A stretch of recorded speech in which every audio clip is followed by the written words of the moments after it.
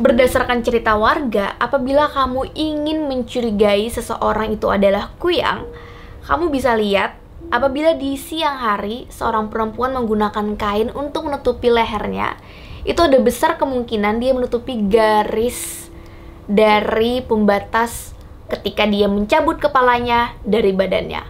Atau seseorang dengan rumah yang memiliki semacam jendela kecil di bagian atasnya, sedangkan jendela itu tidak memiliki fungsi sama sekali. Konon katanya, kuyang bisa keluar dari jendela kecil itu.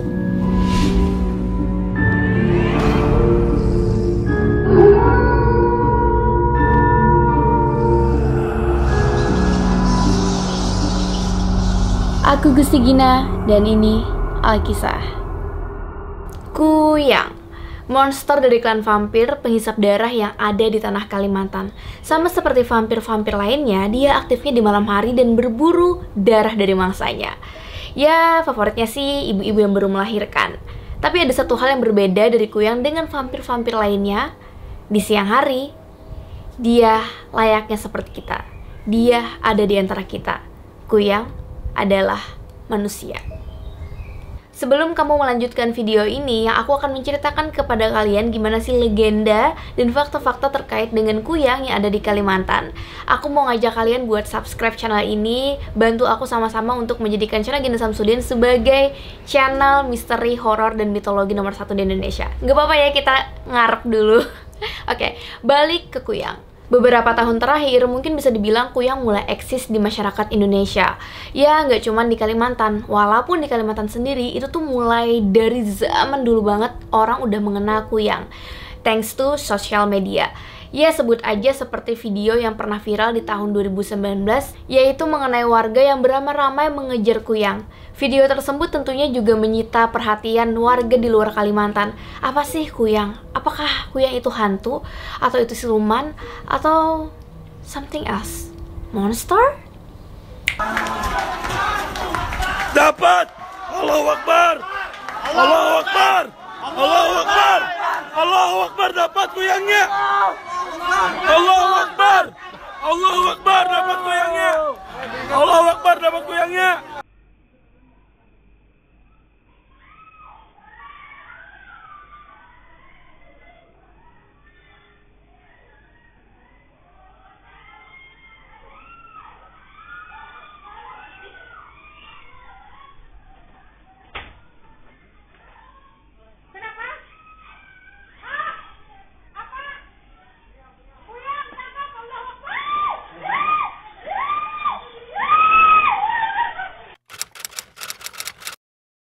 Entah sejak kapan kuyang ini muncul di masyarakat. Yang jelas, legendanya diceritakan secara turun-menurun, terutama di suku Banjar di tanah Kalimantan. Nah, kalau misalnya kalian sering mendengar cerita mengenai kuntilanak, sundal bolong, pocong, dan lain-lain, itu kamu pasti kayak cerita yang sehari-hari gitu kan. Sama seperti kuyang, di Pulau Kalimantan, khususnya orang Banjar, kuyang itu seperti hantu yang memang sangat akrab di telinga masyarakat. Kemudian, kuyang ini masih menjadi perdebatan apakah dia ini hantu atau tidak. Karena kalau misalnya dibilang hantu, kuyang bukanlah arwah yang tersesat setelah kematian. Jadi dia bukan orang setelah meninggal dunia lalu menjadi hantu, bukan seperti itu. Kuyang ini sebenarnya hanyalah manusia biasa. Di siang hari dia layaknya seperti kita, tapi di malam hari dia berubah menjadi hantu, monster. What do you think? Siluman? Atau hantu? Tapi yang jelas, kuyang ini biasanya adalah orang yang memiliki ilmu kuyang, yang mana dia sengaja mengkaji untuk merubah dirinya menjadi kuyang. Biasanya sih menggunakan minyak yang dikhususkan untuk memutus leher dan juga badannya. Nah, minyak tersebut nih disebut sebagai minyak kawiyang atau minyak sumbulik. Orang Banjar sih tahu pasti ya, seseorang itu bisa menjadi kuyang dikarenakan dua hal. Yang pertama, seseorang itu bisa memiliki minyak kuyang apabila didapatkan dari hasil mengkaji ilmu hitam tadi. Nah, biasanya ini tujuannya untuk disayang suami, agar tetap cantik, atau bahkan mendapatkan keabadian alias berumur panjang. For your information, kuyang itu nggak cuman wanita ya, walaupun biasanya penggambaran kuyang itu adalah hantu wanita. Tapi kuyang itu juga juga ada laki-laki. So, ada laki-laki kuyang, ada perempuan kuyang. Yang mana apabila itu laki-laki, biasanya tujuan dia mengkaji ilmu hitam sebagai kuyang itu bertujuan untuk kejantanan. Dan yang kedua adalah diwariskan secara turun-menurun.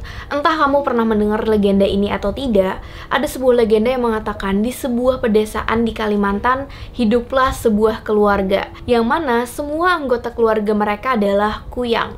Dan ajaran dari ilmu kuyang secara turun-menurun ini adalah tentang hidup secara abadi atau keabadian.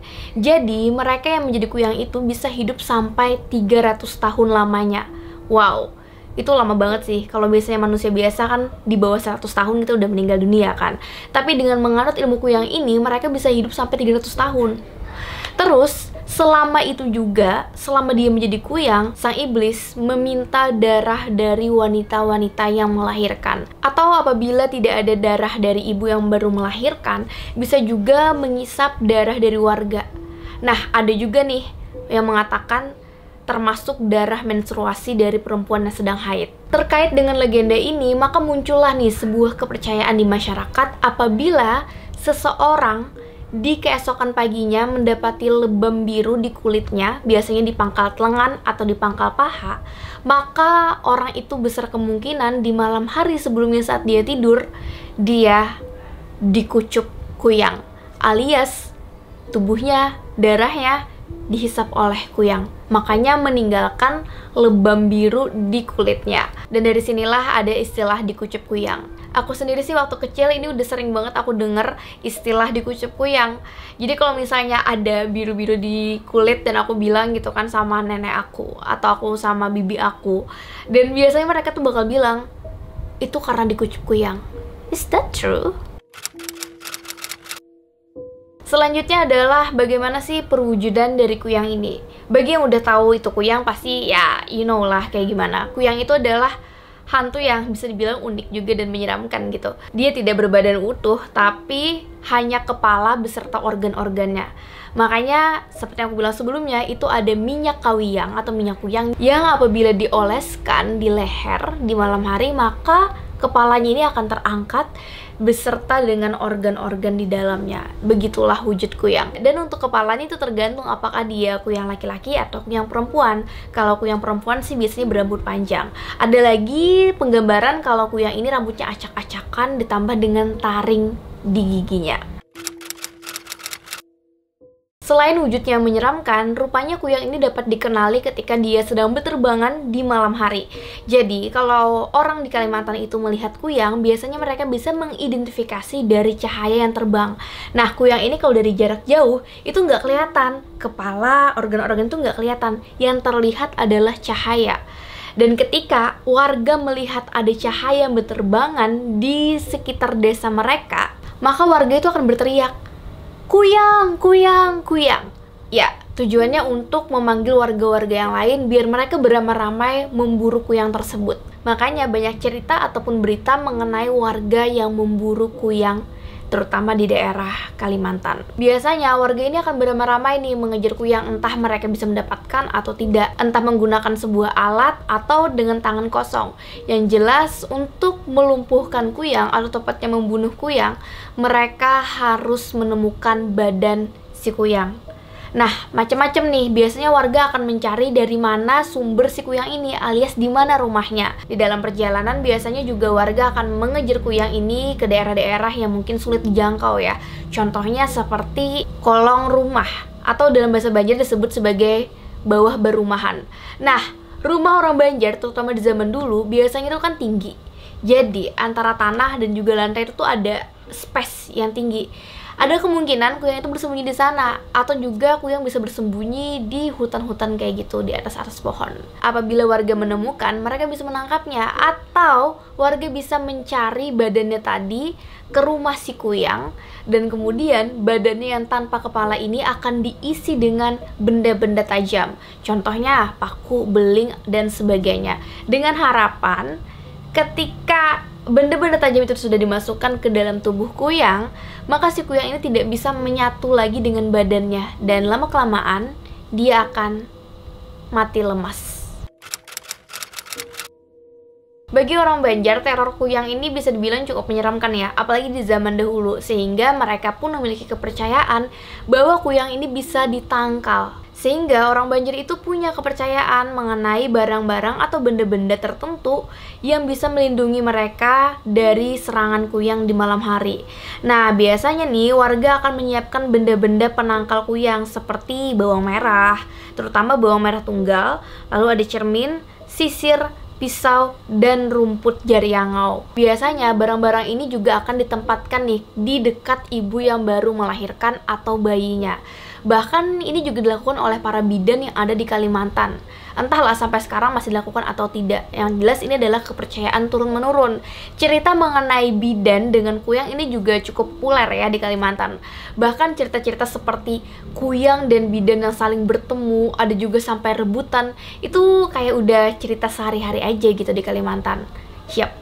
Entah itu benar atau tidak. Yang jelas itu adalah sebuah cerita di masyarakat. Selain benda-benda tadi, ada juga alat yang dipercaya bisa mencegah kuyang masuk ke rumah adalah tali ijuk. Nah, makanya orang Banjar nih, terutama di zaman dulu ya, itu biasanya mereka akan merentangkan atau membentangkan tali ijuk ini di bagian atas rumah.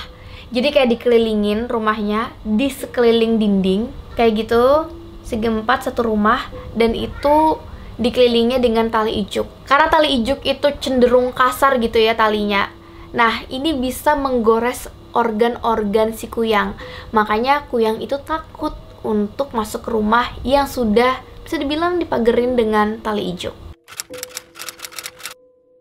Nah, itu tadi guys, cerita mengenai kuyang di Kalimantan. Secara garis besar kamu udah tahu kuyang itu apa, dia kayak gimana wujudnya, tujuannya apa, dan gimana sih cara menangkal kuyang. Tapi yang menjadi pertanyaan sekarang, ada nggak sih penjelasan lain terkait kuyang ini? Karena ya you know lah, monster itu kan terlahir dari sejarah manusia gitu kan. Bisa jadi hal-hal yang dulunya manusia tidak bisa menjelaskan secara medis, secara logis, secara saintifik, mereka menciptakan sebuah fantasi. Itu sebuah kemungkinan. Tapi ada juga yang memang itu benar-benar ada gitu loh. Dan itu masih menjadi misteri sih. Entah kamu percaya atau tidak, it depends on you. Kalau kita pikirkan kembali mengenai lebam biru ketika orang itu bangun alias dikucup kuyang tadi, itu bisa dikaitkan dengan kondisi medis sih. Apalagi di zaman sekarang itu sudah sangat maju, sehingga kita mendapatkan penjelasan yang masuk akal gitu kan. Apalagi guys, ilmu kedokteran yang sekarang itu kan berkembangnya dimulai di abad ke-19. Di abad ke-20 makin canggih, dan di abad ke-21 ini ya you know lah, ekstra canggih gitu.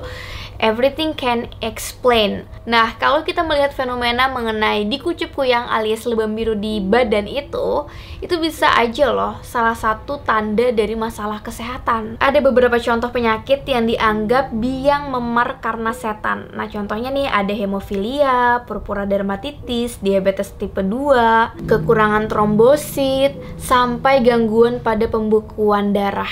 Lalu bisa aja itu kesalahan karena posisi tidur. Ya, besoknya jadi biru. Who knows? Jadi, kalau suatu pagi kamu bangun dan mendapati lebam biru di pangkal lengan atau di paha atau dimanapun itu, dan kamu berpikir itu adalah dikucup kuyang, aku rasa sih lebih baik kamu konsultasikan ke dokter. Siapa tahu itu adalah gejala dari penyakit medis yang lebih baik kan ditangani secepat mungkin. But who knows? Kuyang itu benar-benar nyata dan benar-benar ada di antara kamu, di antara kita.